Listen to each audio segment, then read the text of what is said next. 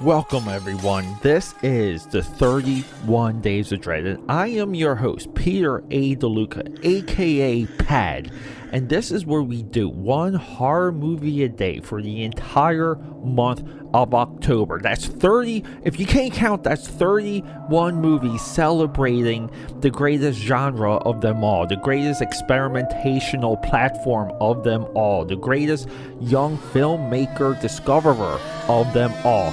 It is horror, 31 days coming at you. Look out, ghouls and ghosts, it gets spooky.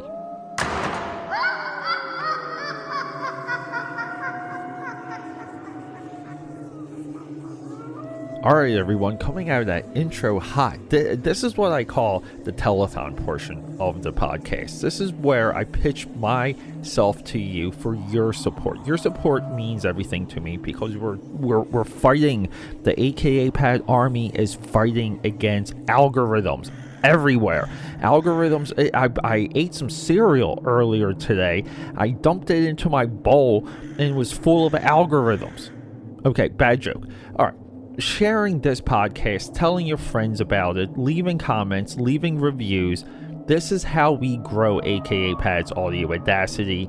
Your support there is more valuable than anything other than like a high five in person, because I'd love a high five in person.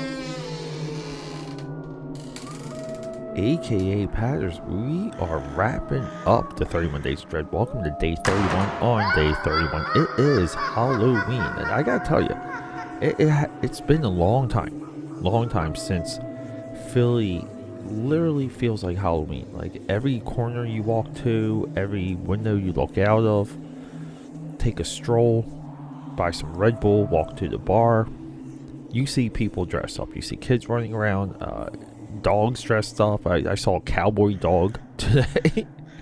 The dog, arguably speaking, the dog could have been dressed up as Woody from Toy Story. Not 100% on that one. Also could have been John Wayne from Rio Bravo. But we're talking Halloween, and it's just such a delicate, magical, like fun time. And I say delicate because Halloween, of all the holidays, represents multiple things. It represents like candy to kids. It represents cavities, sugar addiction, diabetes to the parents of those children. It's pressure to keep up with the Joneses. Everybody wants a good costume. Everybody wants a good idea. Nobody can think of a good costume. The young girls, we know how the young girls dress for Halloween.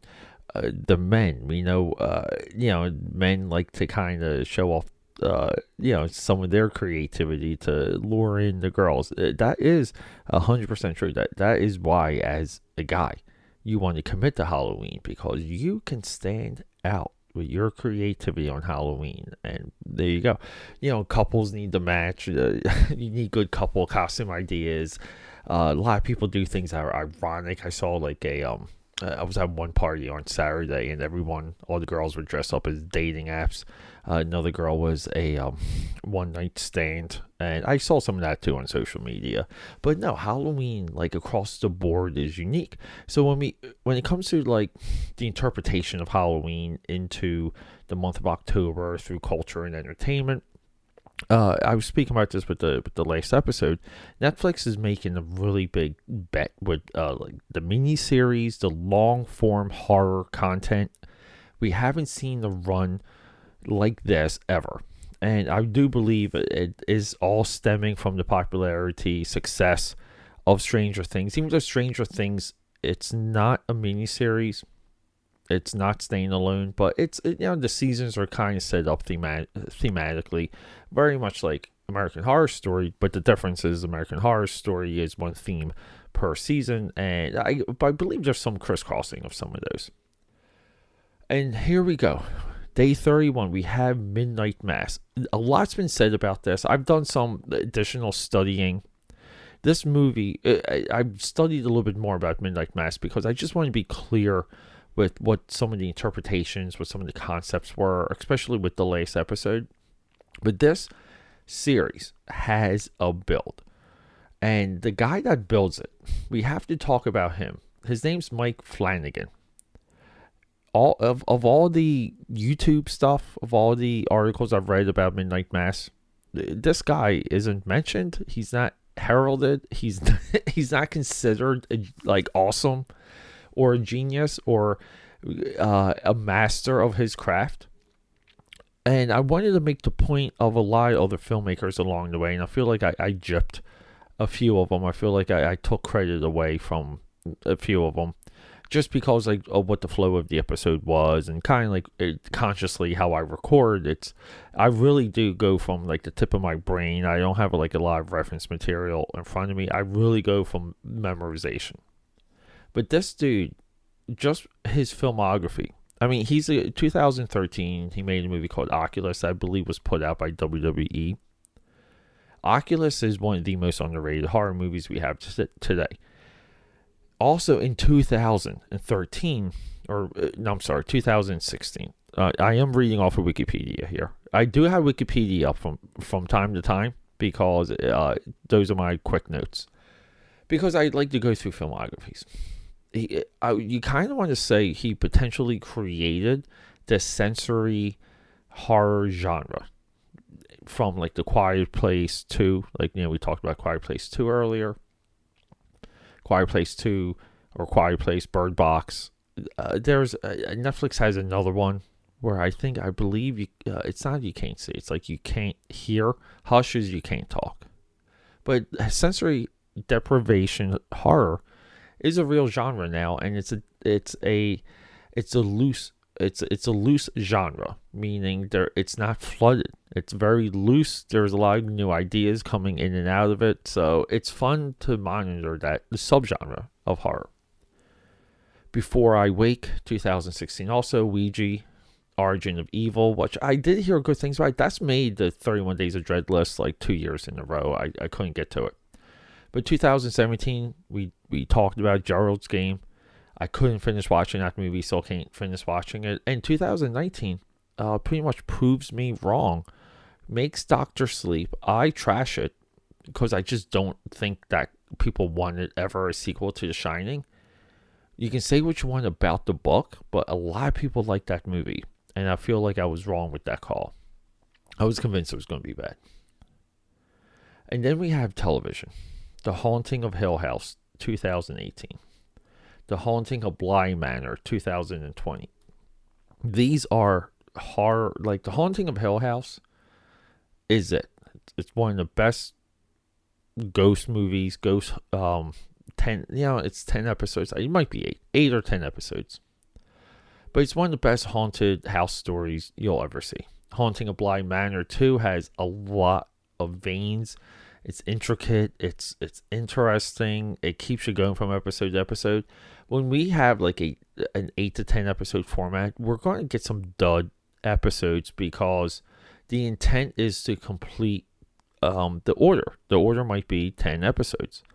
The story might require 5 episodes or 6 or 7. Okay, so it's not always there. And it really shouldn't be there, but a lot of times these filler episodes will choose to go a little bit deeper into a personality or psyche or like a background. And then we have Midnight Mass. And Midnight Mass is set up as maybe one of the best modern day vampire stories, one of the best vampire stories we have. It's a little too long at times, but it's also a little bit too short because we want to know more about the history of these vampires or fallen angels. The townspeople are so well sculpted, so well played out. We want more of them. This final episode basically kills the whole town. The whole town dies, but we don't like seeing it. We want people to live. We want people to survive, but no one's surviving. And a big shout out, because this dude really stood out. The sheriff of the of this show, and what is his name? Raul Cooley. He plays Sheriff Hanson. His role is awesome. Zach Gilford, Rowley Flynn. That's our minister. He's amazing. This show has a clear intent, well made, well directed, right? Like across the board, it's good. It's conversational.